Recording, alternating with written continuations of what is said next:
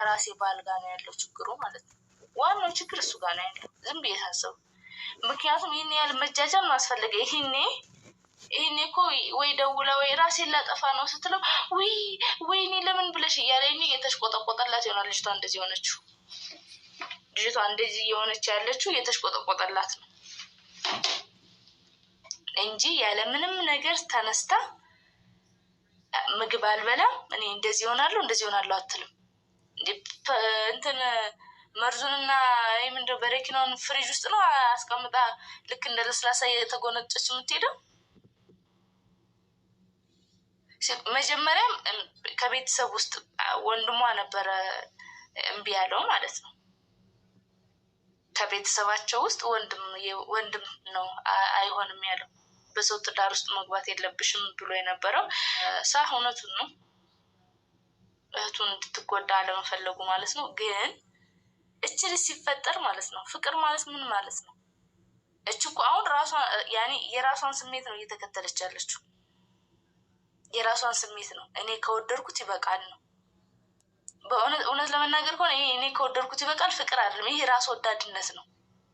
ራስ ወዳድነት የእሱን ደስታ ይሄ እኔ ዝም የታሰብ በቀል ይመስለኛል። ወይኔ በልጅነታቸው ሲጫወቱ የሆነ ነገር አድርጓት ነው ለዛ እየተበቀለችው ነው እንጂ አፍቅረው አይደለም። በጣም እርግጠኛ ነኝ እንደዚህ አይነት ፍቅር የለም። እኔ ባልኩት አማራ የሚል እንደዚህ አይነት ፍቅር የለም። ፍቅር እንደዚህ በቀላሉ ጭልጥ እያደረጉ አፍቅሬዋለሁ አለ። ይሄ ፍቅር አይደለም።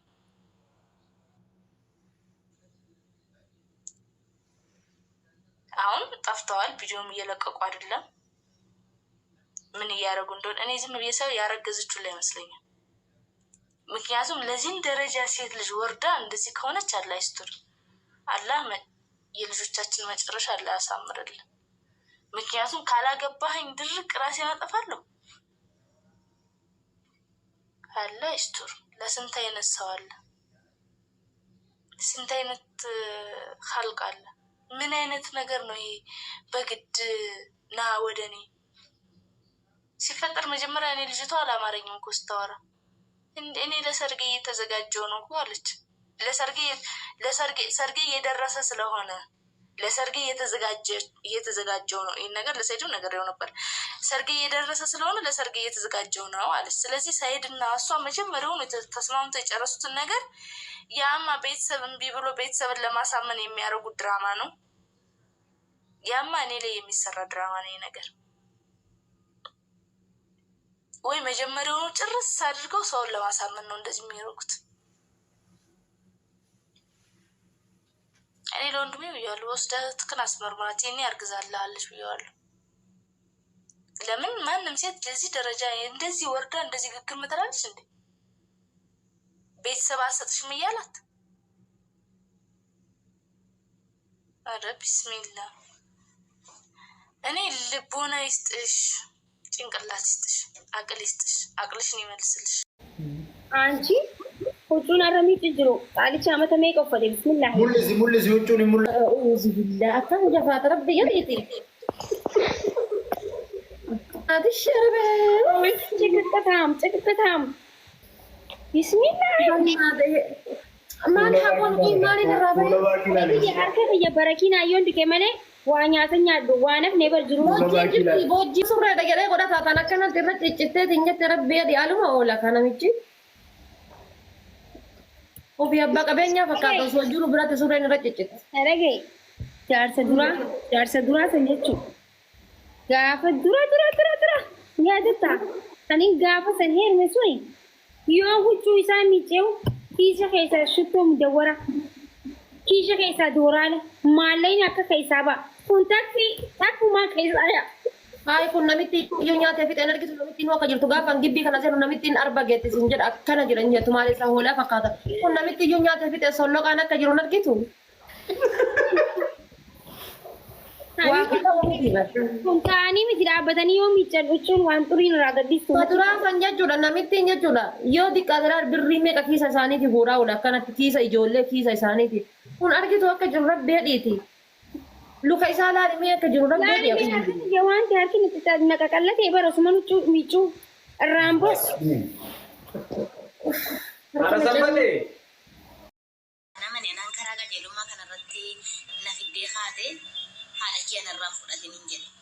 Gaafa san tokkichummaa rabbii malee akka ammayyuu waan dubbisuu kan hin jammarre garuu dhugaaf daraga maddaan baasee beekudha yeroo sanillee waan ta'eef.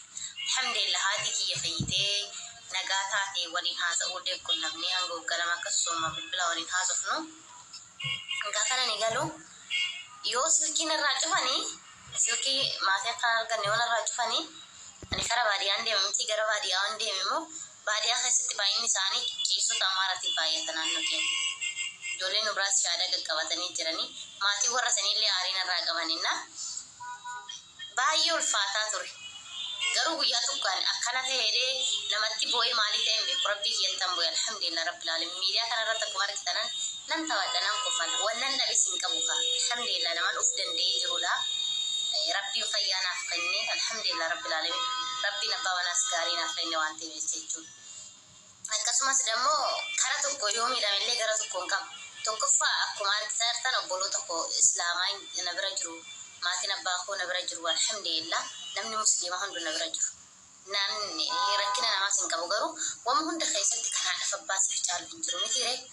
Inna hanga kana ji'a tokko guutuu maazarii kun agarsiisuu didan wallahi ji'a tokko guutuu jechuudha. Waa tokko hin goone badaan isaa waa horrallee namatti isin himadhu garuu obsi maal akka ta'e isin hubachiisu fani bakka kanatti jechuudha. Wallahi waa tokko hin goone yaa rabbeeti yoo dhugumaan haqa qabaadhen ta'e haqaadhaaf abbaa kiyyaa guutuu dhaguu koo osoo hin taane karaa ittiin guutuun dhabe osoo karaa yoo argadhe haqa haadhaaf abbaatuun baay'ee ulfaatan. Yaa rabbeeti yoo dandeette maatii koo kana na agarsiisiriitu waan bo'e rabbitti jechuudha. Wallahi rabbiin kun hin danda'a ergan ji'a tokkoo fi I think naannoo guyyaa 3-4 ergan guute amma erganummaa hoodhaan wal argee guyyaa 5 akkasiidha wal argee. Naa yeroo sanillee yoo isheen duute jedhanii natti bilbilanii akka fakkeenyatti isinii kaasa obsi maal akka ta'e jechuudha. Yoo isheen duute qajeeluman kennineef dammoo omaa gochuu hin danda'u waan hunduu rabbiin bira miti ree. Fakkeenya gara abbaa manaa koo deemuudhaaf Dubaay irra taa'ee deemuun hin danda'a. Achi piroosesii xumuradhee deemuun hin danda'a. Garuu immoo biyya san deemee hinki waggaa 2 waggaa 3tti hara biyyaatti galuun xiqqoo ishiin ulfaata. Akka biyya tokko haarawaa deemnee biyyuma haarawaa fakkeenya haarawaa deemnee amma deemnee mitiire. Garuu yoo rabbiin qajeeluma kenneef dirqamni namarra jiru nurra jiru nuti itti himu malee qajeelumni rabbiin biraa rabbumatu qajeelchanna. Maatitti galuu hoo jibbee miti. Maatiin keenya akka badaasaa haydanyaadha gara amantaa ofiitiin namuma akkanaa immoo gaafa islaamumaallee fudhatee irratti gadi dhaabbata. Mee fakkeenya fudhanne onlaayinii kanarratti kan gaafa ramadaanaa dhuftee nashiidaa harka dhuftee acabacabdu gaafa islaama taatellee waa faayidaan qabdu bara. Takka turtee faana deebtu jira waan ta'eef jechuudha. Garuu namni kiristaanummaa akka badaa jaallate gaafa islaamummaa dhufu akkuma sana amantaa kana jabeeffata. Haqaan amane waan ta'eef dukkana san beekee amane waan ta'eef innaa maal isin jechuu barbaade waan akka duniyaa kanarratti